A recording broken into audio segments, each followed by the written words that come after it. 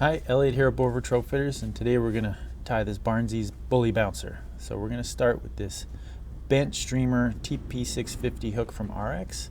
We're going to wrap our thread on there. We're using flat wax nylon today. We're going to attach our dumbbell eyes to the underside of the hook here, and I want to really get that on there secure. Lots of figure eights. You can add a little bit of head cement to this if you like.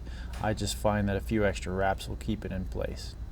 Now we're going to get started here. We're going to start a dubbing loop. I want to just pass my bobbin through that loop to secure the apex of it so our materials stay put.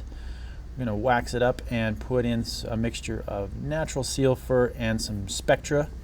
The spectra dubbing will give it a bit of an accent and a little bit of flash, which just helps key the fish into this, as it is a pretty light silhouette fly.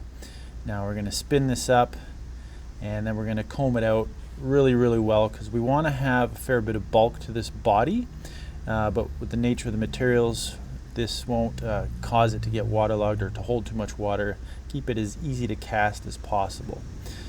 Now, we always use more materials in our dubbing loop than we're going to need, and whatever you comb out, of course, you can keep that for your next fly.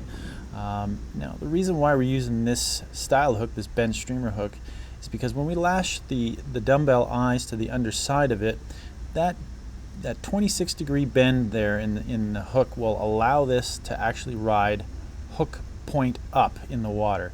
And I will tend to fish this fly on a longer leader without a sink tip, and that way you can really get it to drop down into those deeper pools and those swifter currents and get it down in the rocks and really entice those big fish that often are pretty lazy and not really interested in chasing a fly.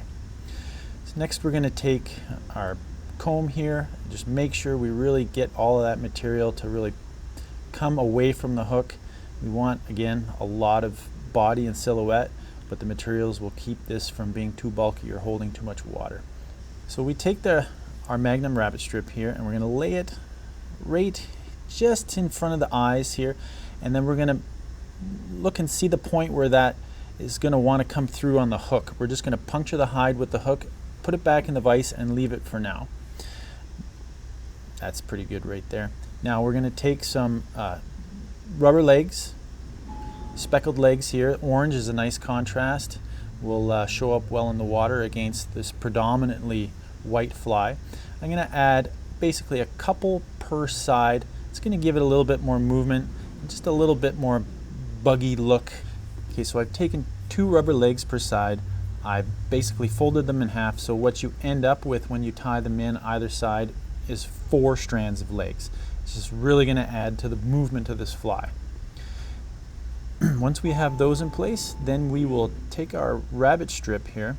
We're going to basically make sure none of this material is going to get caught out by that rabbit strip. We're going to make sure it's facing downwards, and then we're going to pull that rabbit strip tight, and we're going to lash it down. Doing this keeps it nice and tight. We don't want to have a gap between the rabbit strip and the body here. I'm going to trim that off, and what we're going to do is just really secure it. A few figure 8 wraps around the eyes just to make sure that hide stays in place. All right, next we're going to tie in our barred mallard flank here. We're using pink, and of course in Alberta, for bull trout in general, you really can't go wrong with white and pink. Any combination thereof for these fish, they really key in on it. So once I tie this in from the tip, I'm going to really secure that in here, and then what I'm going to do is I'm not even going to bother to remove one side of this feather. I'm just going to go ahead and palmer the whole feather on here, making sure that I keep those fibers facing the back of the fly. I want to get as much of this feather on here for an accent as possible. Now, if you're having trouble getting the whole feather to lay down, then obviously you can peel one side of it, and that will give you that effect. But I like to have all of this feather on here. It's just a feather, so it's not going to add too much bulk to the fly. And you can always wrap your thread back over top of it to get those fibers to lay down. Next, we're going to set up our second dubbing loop here, and essentially what we did at the back end for the body, we're going to do now for the head. So I will secure my thread in front of the eyes Once I have my dubbing loop set, I'm going to take all of that material we combed out of the previous dubbing loop plus more.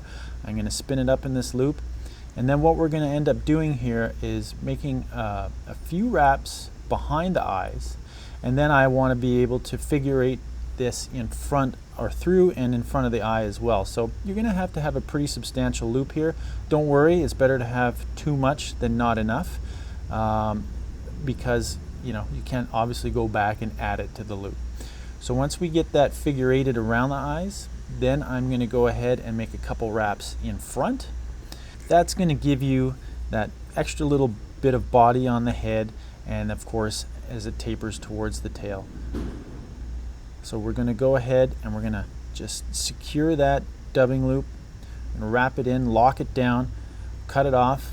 Next, we're going to comb out these materials. Make sure that you get as much of that seal fur and that spectra fiber to really pop out. Because we have all those wraps behind, through, and in front of the eyes, we want to get all those materials to really stand out and give it that tapered profile. We want the head to be the largest, part of the fly, tapering back to the tail. And the best way to do that is just to really comb it out as best you can. This fly here, if you were to leave that rabbit strip, fairly long, it wouldn't deter a bull trout from eating it, that's for sure. I like to keep it, reasonably lifelike in terms of the overall profile of the fly. Even if you did leave that rabbit strip quite long, you wouldn't need a stinger hook on there at all, because the nature of the bull trout is that they tend to take things at the head. So they're going to get the hook regardless, and that means you could fish this no problem in British Columbia, where of course they have single barbless hook rules. So there you have it, Elliott's Bully Bouncer. You can find all these materials at Bow River Troutfitters or online at bowrivertroutfitters.com. Thanks.